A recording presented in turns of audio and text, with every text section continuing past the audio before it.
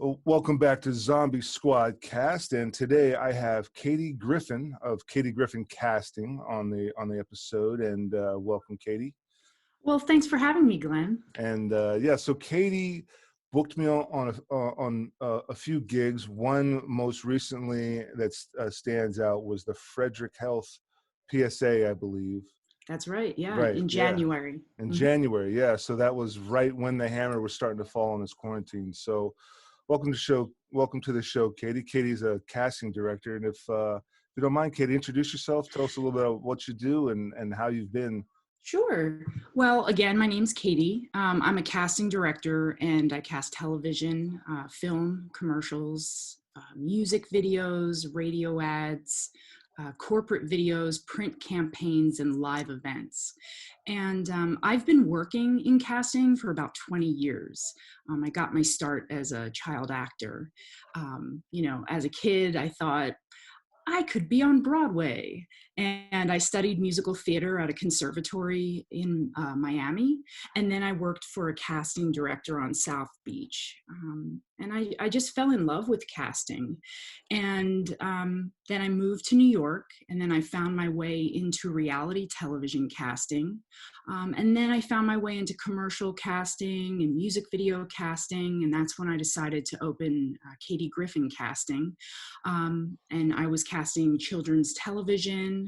Then I continued building my client base, and I was adding print campaigns and corporate videos and VO casting to my list of services. Wow. Yeah. Wow.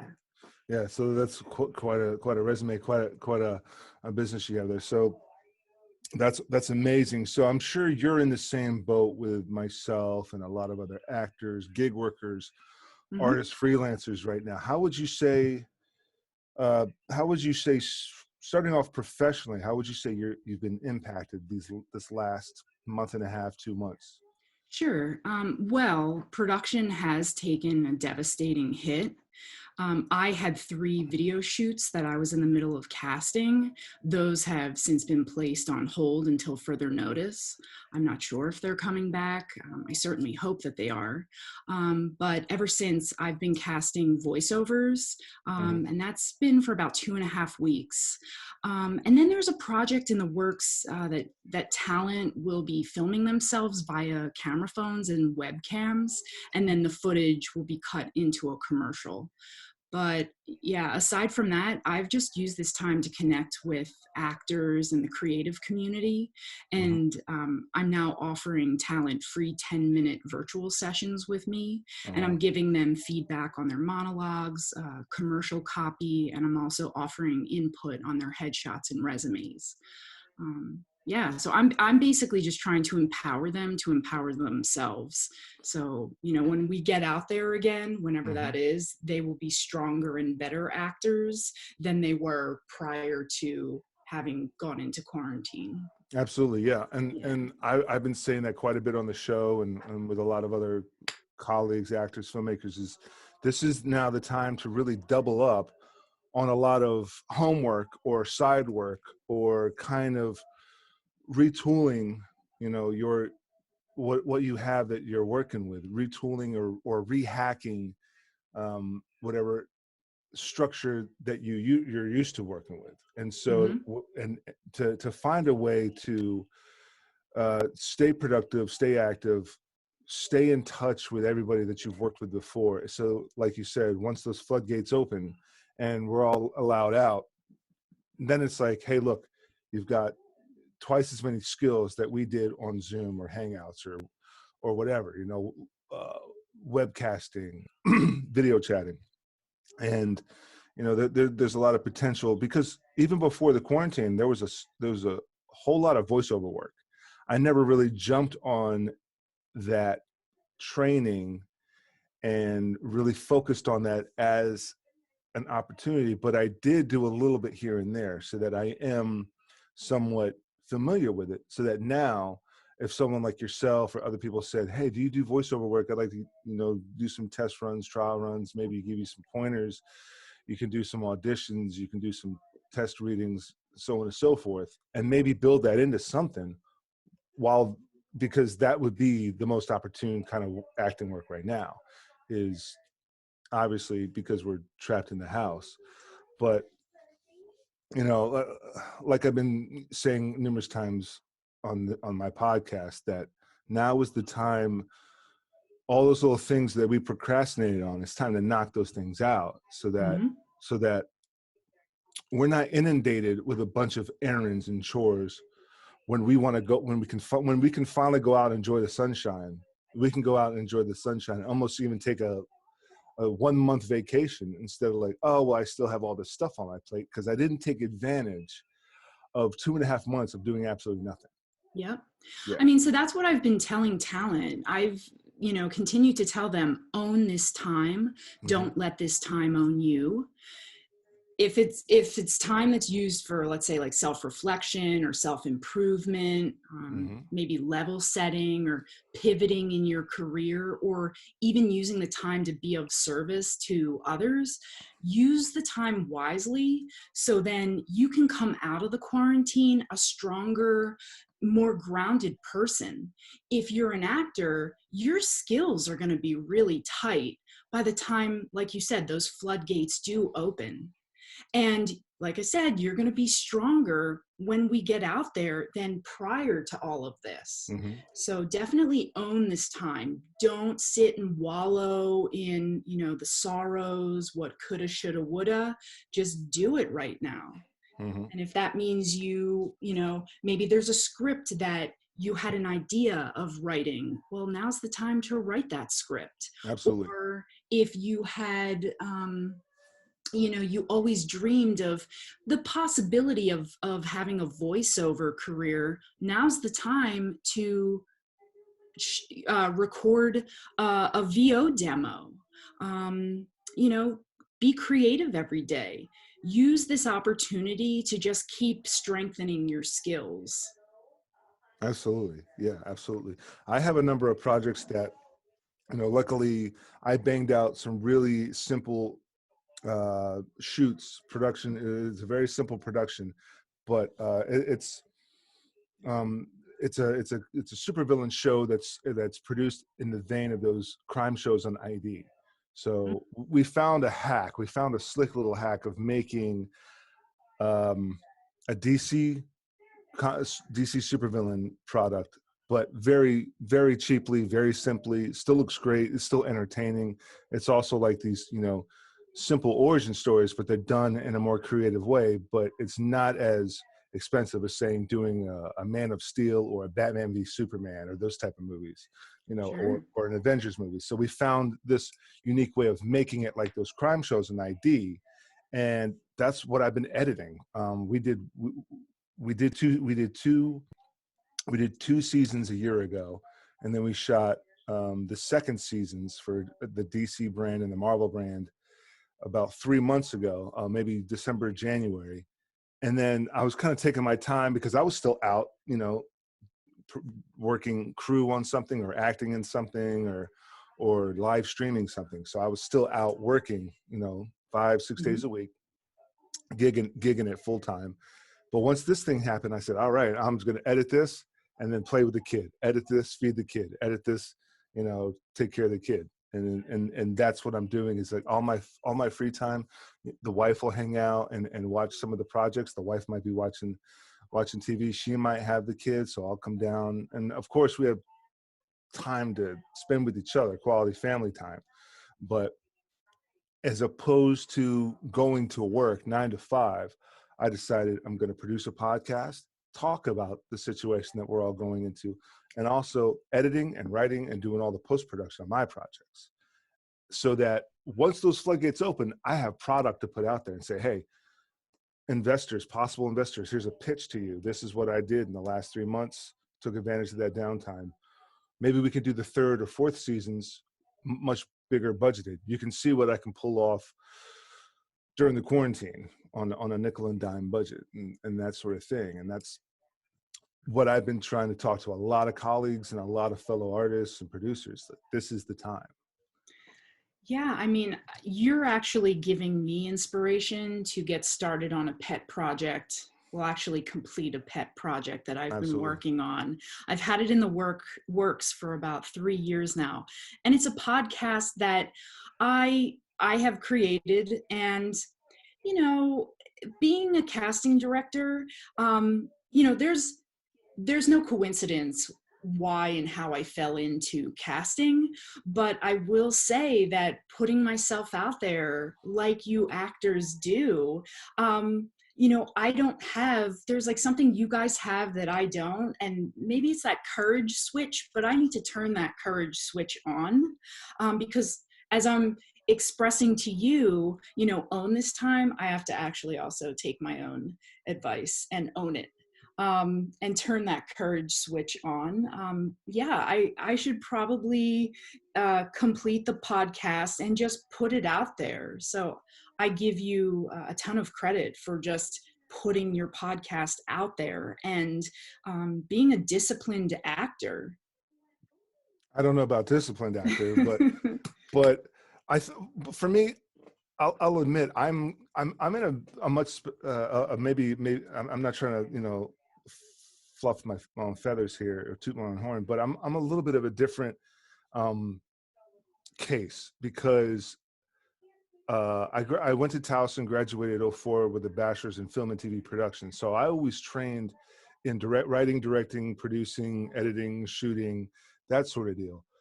Mm-hmm.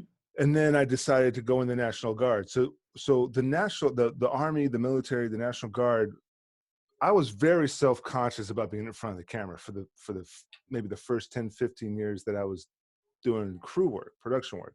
Someone say, "Hey, can you jump in there?" And I'm like, I really didn't want to.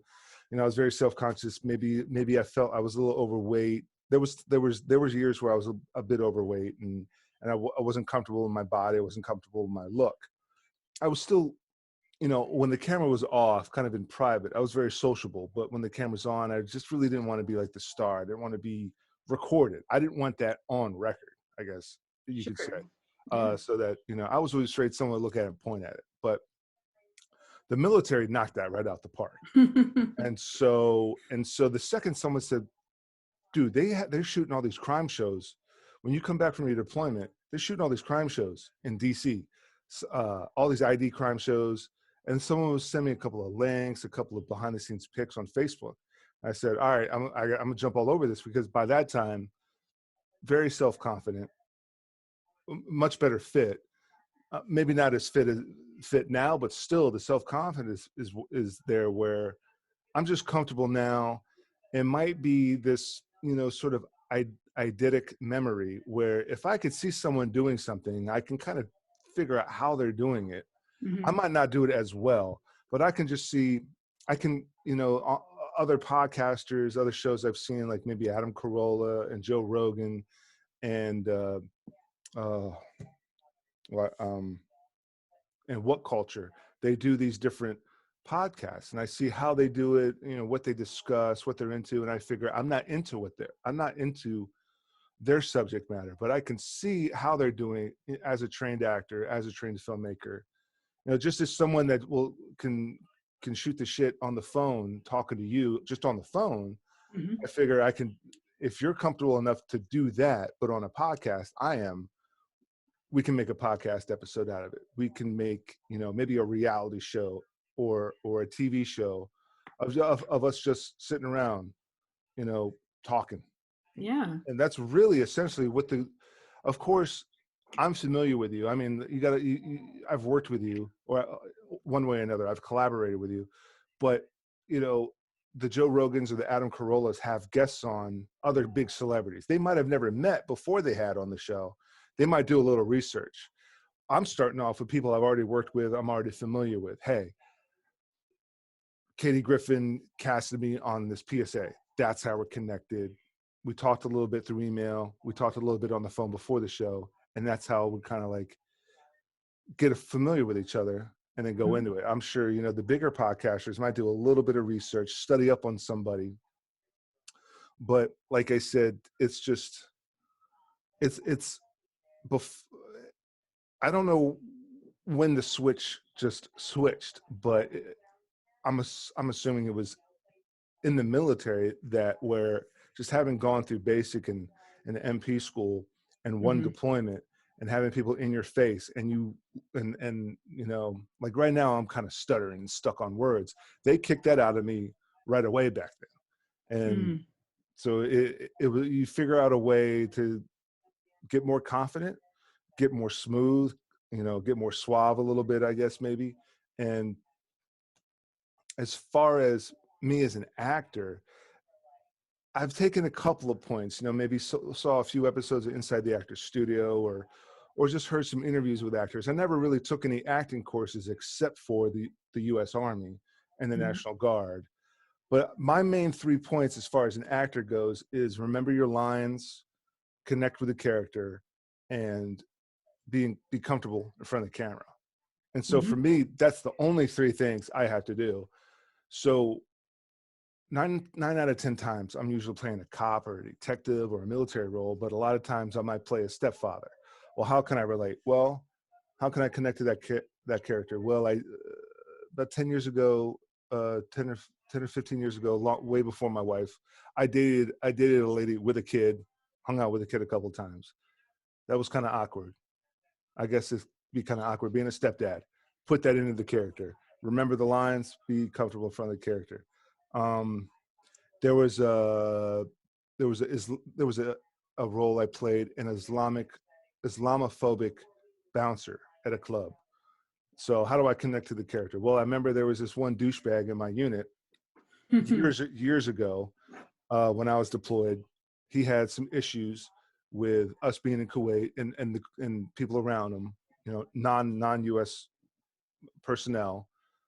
I just remember the way he tried to maybe can't really tap into the way he thinks, but I remember how he acted. I remember how he would talk all this trash, connect with that, remember the lines, be comfortable in front of the camera.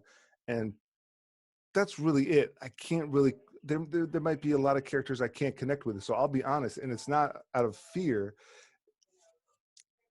That it might be a little bit out of fear. It's fear of like messing up the show, messing up the film, messing up the scene.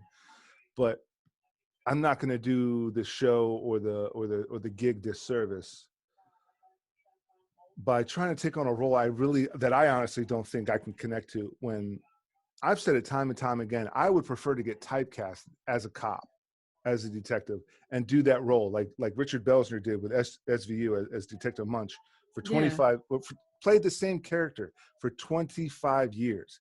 And clearly he was content with that because he had that role. And that's kind of my more simpler thing, because maybe I have an unfair advantage, or maybe I have enough skill sets to where I'm safe on both the crew and the cast side. Mm-hmm. Yeah, I mean, I definitely agree with, you know, whoever taught you or told you those three, the adages: remember your lines, connect to the character, and be comfortable in front of camera. Those are, what I'm teaching talent and reminding talent when they come in to audition for me. Always come in with your lines memorized, whether you got them the night before, you got them the morning, or you got them there. If you arrive early enough, you'll be able to have time to Oh yeah. memorize them at the audition, if that's the case. And so that takes out, let's say, hurdle number one.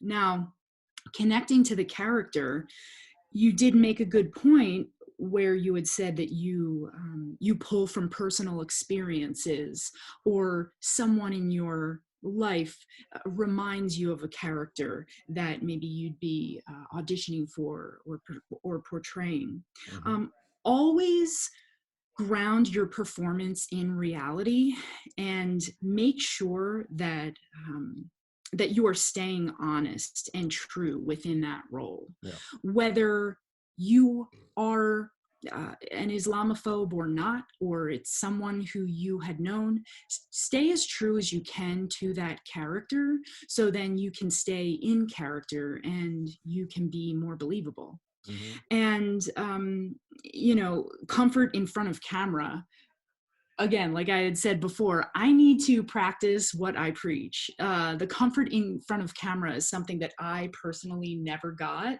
but always willing to, try to empower another actor who may be having issues with being comfortable in front of camera. When you go into an audition, you should walk in as if we're all friends. We know each other. Whether you know me or not, please know that I'm on your side. I want you to do your very best work so then you can get cast. I'm not against you, I'm for you. And if you can keep that in mind when you go into a casting, that actually takes a lot of pressure off of it takes pressure away from your performance, and it allows you to focus on your performance and not the nerves or whatever surrounding what is going on in your head, anxiety, whatever that can go. And then it allows for you to shine. And then additionally, if you do come in with nerves, maybe if you're paper shaking or whatnot, if you have an ability to just say in that moment, you can do this, just like breathe in, say to yourself, I can do this, breathe out all the BS, and then just give us your best delivery. We want you to get it. We're not against you. But yeah, I really agree with whoever taught you those three, acting adages. They're great. Yeah, I think as far as memorizing lines, I think it was something maybe Jeremy Irons or Peter O'Toole said. It was one of the older Brits. It was either John Hurt, Peter O'Toole, or Jeremy Irons that said something real simple, like just if you know your lines, you know your character, something along those lines. If you know your lines, you know your character. And then if you know your lines and you know other people's lines and you're really familiar with the script, that's where studying comes from, is the script. You're able to maybe improv and kind of do like some little extra adages that will help because you're familiar with the past, present, and future of this thing. And so like people think, oh, we'll just ad lib. It's like, it might not work. It might not work for the next scene. You know what I'm saying? But if someone knows the script through and through, then they might, because we're ad-libbing now because we know our past and our present, and we have a plan for our future. So as us two on this podcast, we're ad-libbing now. If someone were to play Batman and Superman and they had a script and they just start ad-libbing, they might say stuff that doesn't make sense for the next three scenes. So that's got to get cut out. But if they know that scene, they know the whole script through and through, what has happened to Batman and Superman, what is happening, and what will happen. Ben Affleck might just slip in this sly little joke that wasn't scripted, but works down the road in the script, or it kind of pokes fun at something that Superman did, previously, or something like that. And so I've been on a number of productions, AD'd or was an associate producer or shot something, and people wanted to ad lib stuff, and later on the director cut it out. And at first, I thought, man, that stuff was so funny, but it probably didn't make sense to the characters or the story. So, yeah. Yeah. So I'm a big believer of script analysis. In my acting training, we did a ton of script analysis. And sure, as a young actor, I hated doing it because it was so much work. But the more work you put into the script and the more you kind of broke a script down and you did character development and you knew your lines and your character's line or your scene partner's lines, you knew your relationship and how long the relationship was between you and your scene partner, it makes for a better scene. And it makes for better acting. And even with commercial copy, I am a I'm a proponent of script analysis with commercial copy. Oftentimes, commercial copy, you usually get no context when you're given one or two lines Right. for the sides when you go into audition. You don't know what was said to you prior to your lines. You just know, I need to sell this product. I need to deliver these lines and sell this product. I tell talent, break commercial copy down like you are breaking down, treat it like a dramatic monologue. Mm-hmm. Know what was said to you the second before, or know what happened immediately preceding your lines. So when you deliver that first line, it's honest, it's real, it feels natural. And additionally, make sure your commercial copy, and this is with any copy that you're delivering on camera, it needs to be conversational. You need to imagine that, yeah, if you're being cast, to sell a product, yeah, you need to sell that product to someone in middle America who's sitting on their couch tuning in to your commercial. But as the actor, you need to have, a real tight connection with whoever your scene partner is. So you got to break it down to like the bare bones. Mm-hmm. If it's your wife, if it's your best friend, if it's a neighbor, you have to envision one person that you're speaking to, so the script can be grounded in reality, and so you are able to influence and persuade your scene partner, who ultimately is that person who's sitting on their couch in middle America watching you and saying, oh wow, that looks delicious, I have to try that. Or, oh wow, that product sounds really good, Mm-hmm. let me go look that up online and buy it. So, as a commercial actor, you do wear two hats. You have to wear the actor hat, where you're giving a natural performance, or a convincing performance. But then, as you got to take that hat off and put on your salesperson hat or your sales pitch hat, and you have to sell that product to, or that service to, the consumer who's turned on the television and watched your commercial. Yeah. So it's a lot of people think acting is so easy. It's actually not easy. There's so many layers and nuances to acting that makes it such like a beautiful craft that yeah, I feel honored and privileged to hire talent. I love acting, I love casting, I love what I do, and I love working with actors. And I particularly love working with actors who also love what they do, and they are willing to take direction, and they do take direction. And just to see them grow with every audition or over the years, with whatever projects they're cast in, it makes me feel as if I was part of their journey. Yeah. Yeah. And you're right. Acting is not as easy as people think it is. And you have some gifted people out there. It might just come very easily to them on camera. Sure. And then there's people I know there's been a few interviews where Johnny Depp and Bill Murray, they don't like to watch themselves. They don't really watch their own movies. They're very uncomfortable watching themselves, but they put a lot of effort in and study and a lot of effort and prep and training into their craft, but they just don't want to watch the end result. Maybe because they're over it, they're done, they're really uncomfortable watching them on screen. And I've heard, a couple of interviews or something like that about those particular actors. And then you have guys like The Rock, that I'm sure Dwayne The Rock Johnson is so comfortable and so easygoing, and just, it just comes naturally to him to be in front of the camera. At the same time, for the most part, he plays the same character, but just being that on-screen presence just comes naturally to him.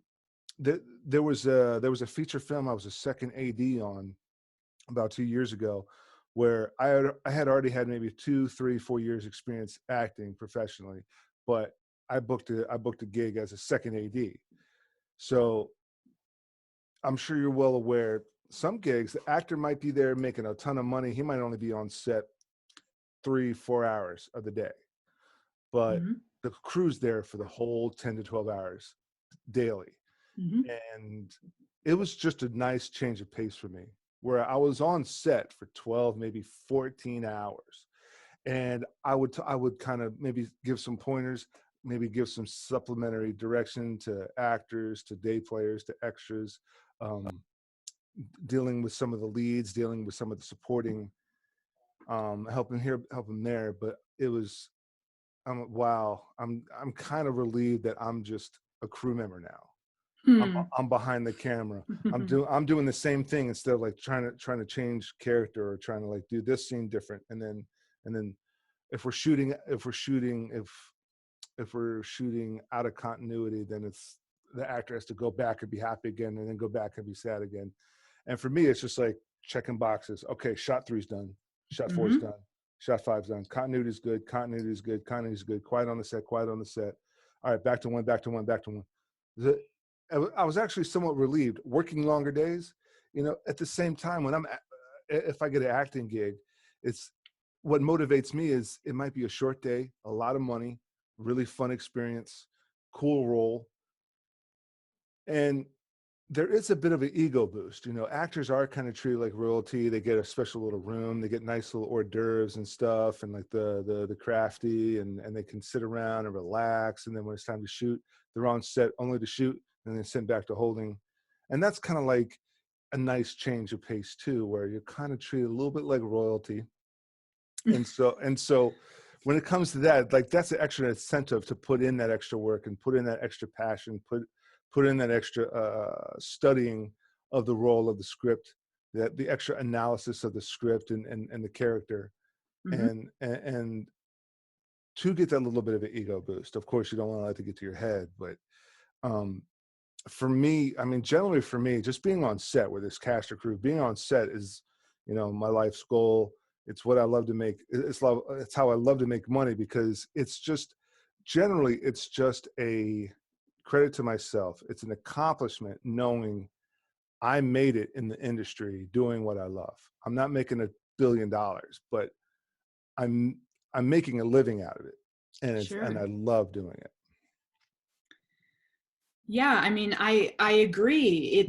It's something about it. I don't know if it's maybe you got bit by the acting bug, or I don't know what it is, but I love being on set. I also have I come from a production background as well. There were multiple years when I was working in reality television where I kind of did a pivot and thought, well, maybe I don't want to just do casting anymore. Maybe I want to produce. Maybe I want to be an executive producer. And I had the opportunity to travel the world for quite a few series. It was quite a few wedding shows I worked on for a number of years. And yeah, finding those characters, I was able to use the skill set that I had and learned in college, and through my acting training and through working for casting directors. And then I was able to translate or transfer those skills to reality. And I worked in reality and finding really interesting characters that pop on screen, but then being able to produce them for, let's say, 4 to 6 weeks on an episode. Really fascinating, interesting stuff. And I learned a lot. I think I really cut my teeth in production while working in reality. And now here I am. I can easily flip between the two. I have enough experience between the two that I feel comfortable and confident speaking about production and speaking about casting. I don't often speak about production that much, but I am actually a member of Producers Guild, and it's really tough to gain entry into the guild. Mm-hmm. And I've been a member for 10 years now, and yeah, I enjoy production as much as I enjoy casting. But yeah, there's something about production, just being on the set, feeling it's as if you feel invigorated, or it feels like electric. Yeah. Yeah. Yeah, you know, creating something. Everybody is in symbiosis. You know, Hmm. creating something um, that doesn't exist. I mean, or might exist, or did exist. You know, if you're doing a biopic, or if you're doing something, or if you're doing reality, or you're doing historical. You know, but creating something, and everyone's kind of in symbiosis, just creating this thing together. Yeah, that is Yeah. definitely it's definitely electric. Yeah. Well, Yeah. oh, go ahead. No, you go ahead. Well, I did just want to quickly chat about, just using this time too to build your brand. Mm-hmm. Lots of actors don't really understand the word brand or branding when it comes to acting. They say, well, I'm passionate and I'm talented. Why should I have to worry about my branding? Like, what exactly does that have to do with me? I'm Yeah. not a product. But in fact, you actually are. Mm-hmm. A brand is how an industry perceives you. And no matter how talented or passionate about acting you are, your brand is what will make you. And it's how others in our industry will see you and want to work with you, cast you. So if it means going through your resume and fine tuning it, or making sure it's updated, whether, might not have been clear or concise according to the industry standards, like taking this time now to do that. Also, if your website is outdated, now's the time to be updating your website with your most current photos or your resume or your reels. Also, have you updated your commercial reel or your VO demo reels? Mm-hmm. If not, use that time now to do that. And additionally, casting breakdown accounts. If you are on casting networks, LA Casting, Actors Access, Backstage, or anywhere else where you're featured with the most, recent headshots, or anywhere where you're featured, make sure that your most recent headshots are there, your most recent full-length shots are there, your credits are updated, your specs are updated, and your measurements are updated. Because we are in casting, we're still looking at those things because projects are still coming our way. And we need to make sure that talent still looks like themselves. Their headshots aren't outdated. Now more than ever, it's super important that everything that you have that's out there digitally is updated, is, as updated as today. Yeah. Additionally, like your IMDb account, if you didn't have one, now's the time to create it and update your credits. And your social media accounts, like, are you creating content that's valuable to your followers? Make sure that's in line with your brand. And then additionally, I would say tag casting directors, agents, managers, anybody who you want to see you. Now is the time to be tagging them in posts. That increases your visibility for us, because if you think about it, as a society right now, all we have while we are, locked in our homes is television to watch the news, computers to do work, and phones to consume social media. Mm-hmm. So it is your time to make sure that you have everything updated and that everybody sees you. Yeah. The big issue I had when I first broke into acting was, am I going to pay $100 a year for this site, and $100 a year for that site, and $100 a year for this site, and $100 a year for that site? And what I know for right now is a lot of these sites are giving massively discounted deals right Yep. now Mm-hmm. to sign on, because maybe there's way more people jumping on them. So now they're probably getting an influx of subscribers. So they're able to make a deal. They know that now is the time to make the deal, because now is the time when people are sitting at home prepping and prepping and prepping and prepping and updating and polishing for when the floodgates open. So definitely, you're absolutely right. Go back onto those sites, resubscribe, and then polish polish the breakdown, polish the actor's breakdown stats. I forgot what you called it. It's casting networks, Well, actors access, when you have your measurements and you have your hair colors, your specs. specs. Thank you, Yeah. specs. Update your specs, like you said, keep your measurements up to par. Maybe go out on the back porch with an iPhone or with a family member and shoot some just semi, some amateur headshots. Just something to put a fresh look of yourself up there, and that never hurts. But touching back on what you said about an actor having a brand, I couldn't agree with you more, because for example, I did this regional, I think it was the Eastern Regional Toyota winter sales whole promotion thing, where I was the male spokesperson, there was a female spokesperson. So, and I think it's usually for the streaming stuff, so the Hulu advertisements, the Prime advertisements, YouTube advertisements, but it's for the Eastern Regional. And I'm playing a tech selling tires for the winter sale, and it's pretty much all the East Coast regional Toyota dealerships. And so, a colleague of mine, you have to be careful about who criticizes you and why, because a lot of people want to criticize you to kind of bring you back down to your level, but bring you back down to their level, because they're not accomplishing anything. They want to kind of like, chip you down a little bit. But my colleague's criticism was, great, you did a commercial for Toyota. That's not your asset. That's their asset. And he's trying to give me advice on how to build a certain brand or a certain product that's my asset. And I said, bro, that commercial is my asset, because it's my face in the commercial. It's my acting in the commercial. I got paid, a chunk of money, however much it was, nobody's business.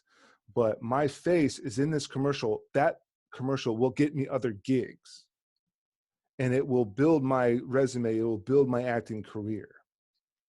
So that commercial, that one gig, is my asset. Sure. It is an asset, and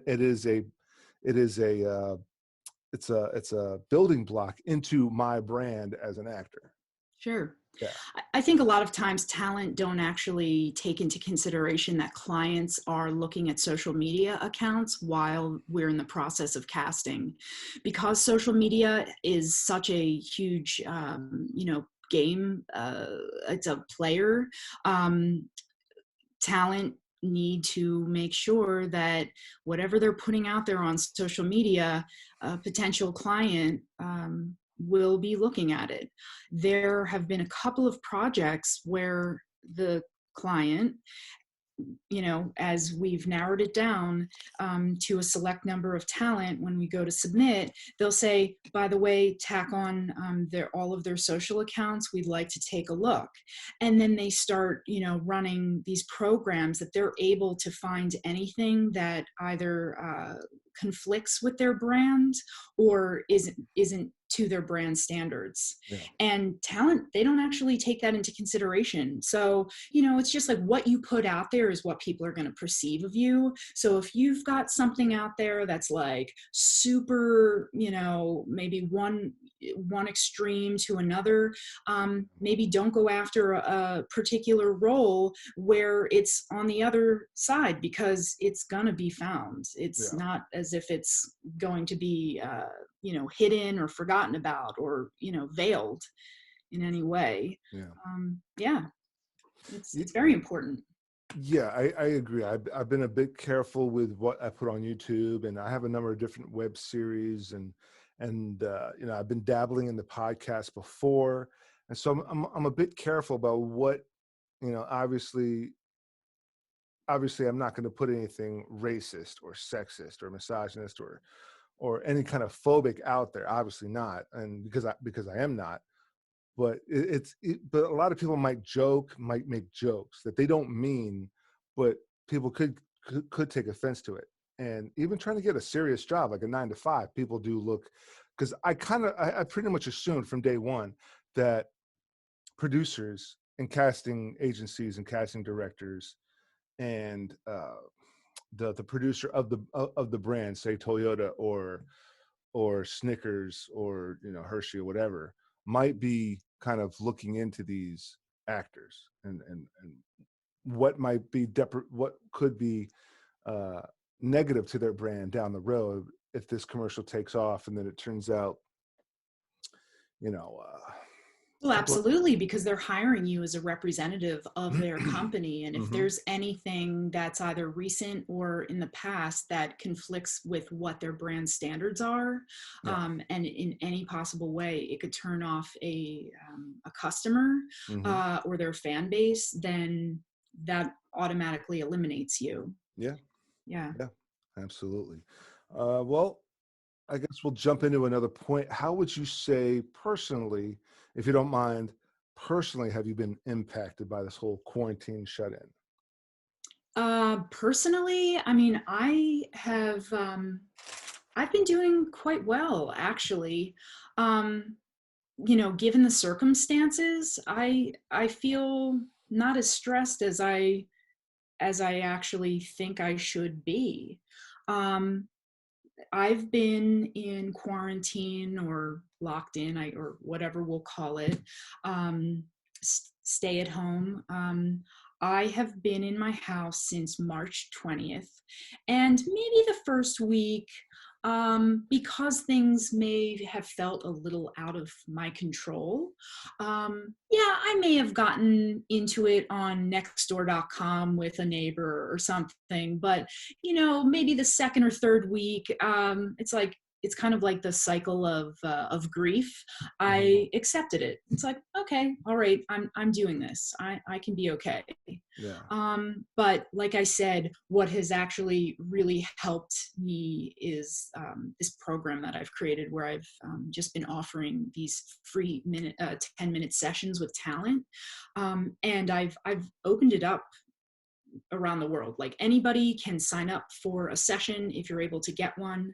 They go very quickly. So I don't often say, we're sticking to a time when we open up the available spots. I open them up throughout the day to allow people from California or Europe to be able to sign up.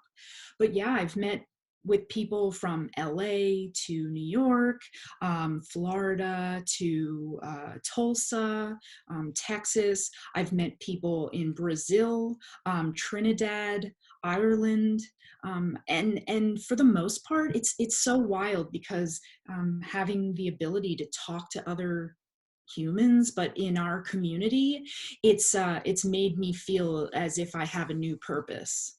So I've definitely reframed my, oh my God, the world is coming to an end feeling into, I've reframed that I guess narrative, and I've changed that to, what can I do to give back to someone else? Because I wouldn't be in this industry, or I wouldn't be in business if it wasn't for actors. So that's why I'm just happy to give my time to you guys.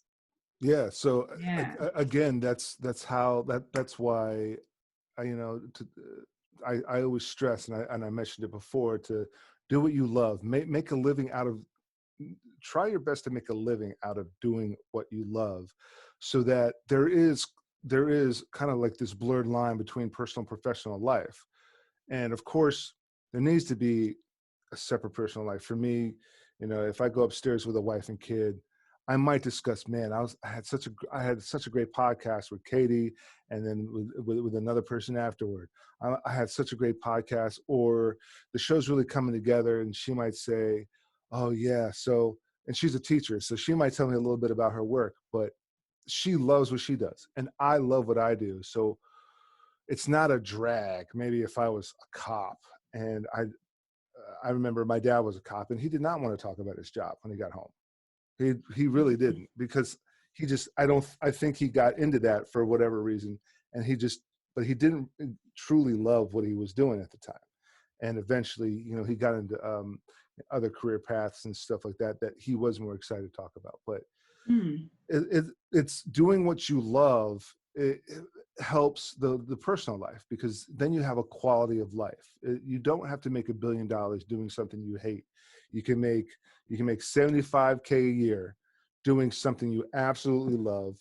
People see it, people enjoy it, and you can come home and brag about it, and you can share it with the family, and it just it just reinstills a high quality of life at the end of the day. That is another $1 million a year. It's just a great quality of life, and that's great. Yeah. So Yeah, I couldn't agree with you more. I mean, my husband, he's on the 3rd floor. I'm in my office on the 1st floor, and each of us turns on sound machines that maybe a doctor's office may have. Mm-hmm. So it drowns out. It's like a white noise machine, Mm-hmm. and it drowns out any noise he's making, and then mine drowns out any noise I'm making. And at the end of the day, yeah, we come together on the 2nd floor where the kitchen and living room is, and how was your day? Sometimes we want to talk about it, other times we don't. He sells cloud-based services. He sells technology. So Mm-hmm. right now, his industry, he's doing he's having a great time with work. Through the roof. Yeah, and I'm while yes, I'm still working, I don't have as many projects as I had, pre COVID-19. I'm still working though, which like I said before, I'm very grateful to have this job, but that's why I'm happy to offer at least 3 or 4 hours of my day in the afternoons to talent. But yeah, when I do come off of my last appointment, I'm still amped up. I'm still like on, as you probably know from your podcast, you're like in a mode, still performance mode, or, whatever that elevated personality is. And it's like, hey, and so it takes a bit for me to kind of like tune it down, or, so what we will do is just like take a few minutes before we connect together in the kitchen or the living room. Absolutely. Absolutely. Well, I guess I'll move on to my next point, which is, has there been a movie, a film, maybe a series that you binged watched, or a book or a series of books that you've read that kind of reinvigorated your positivity, reinvigorated your productivity during the shut-in? Well, and I'm not sure if anybody mentioned this before, but for me, obviously, it was Tiger King on Netflix. Yeah. Yeah, it's a cultural phenomenon that Yeah. somehow it's kind of brought America together during this crazy pandemic that we're experiencing. Mm-hmm. It's a smash hit. It's Yeah. a smash hit with the subject matter, the characters they found.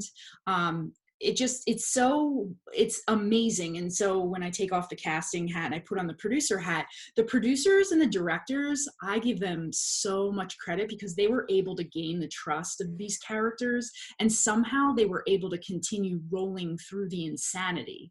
Right. I loved it. It reminded me of my old reality days. Mm-hmm. I just loved it. But from a casting perspective, I think they hit the jackpot. You can't invent characters like these people.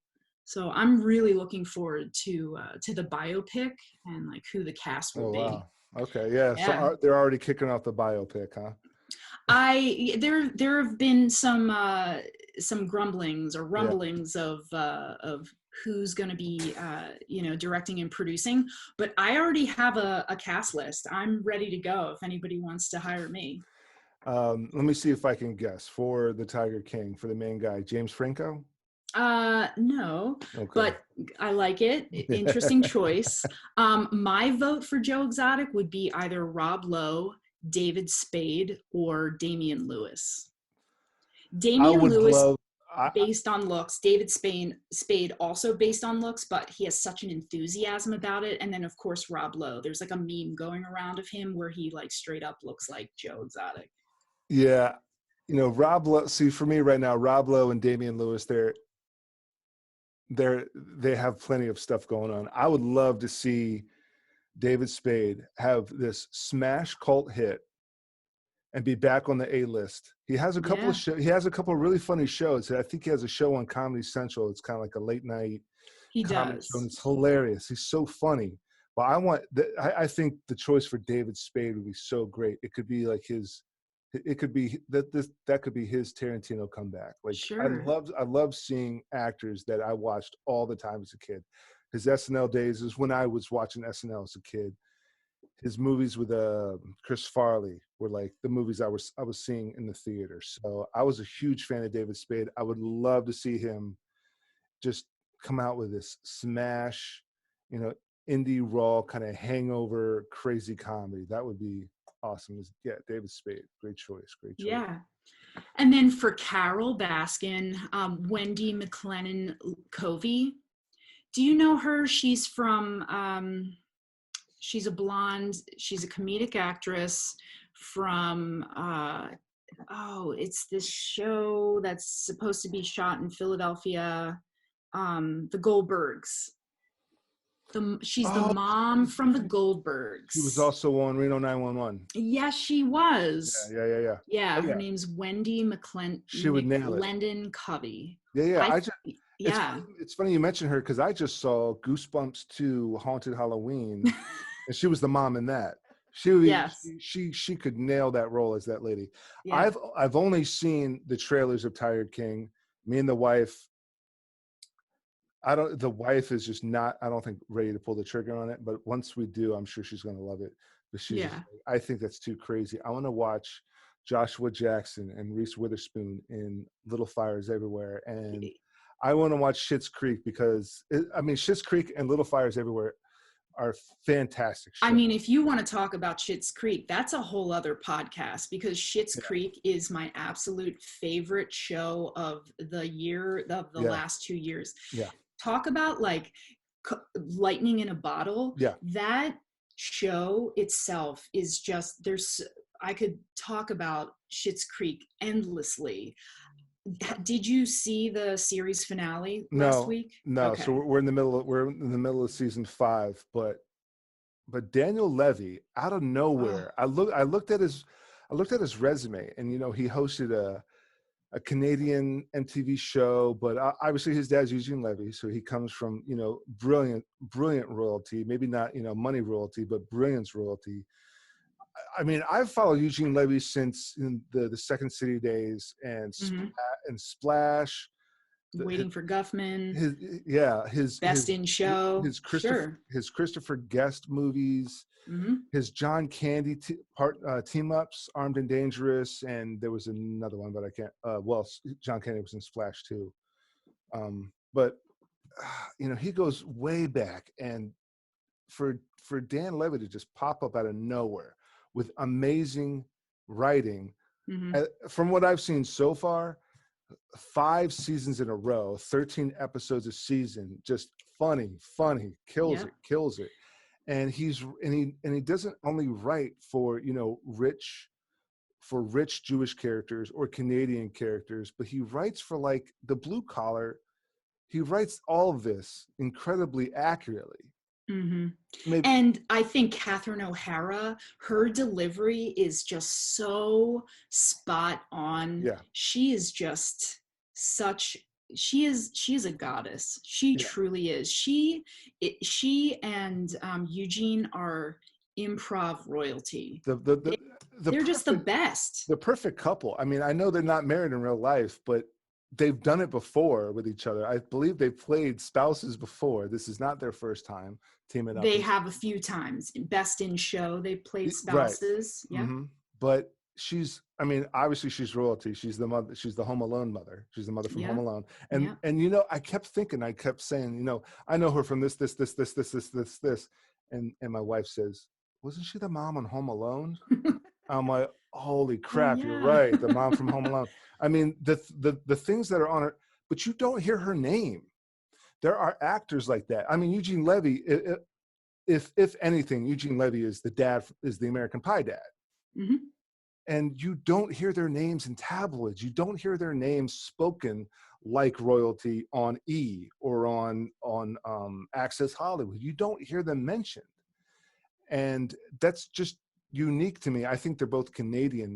Maybe stuff's just run differently up there. But. Yeah, the majority of the cast is Canadian. I think there are only 1 or 2 actors who are not. Is Chris Elliott Canadian? He is. Yeah. Oh, okay. Yeah. All right.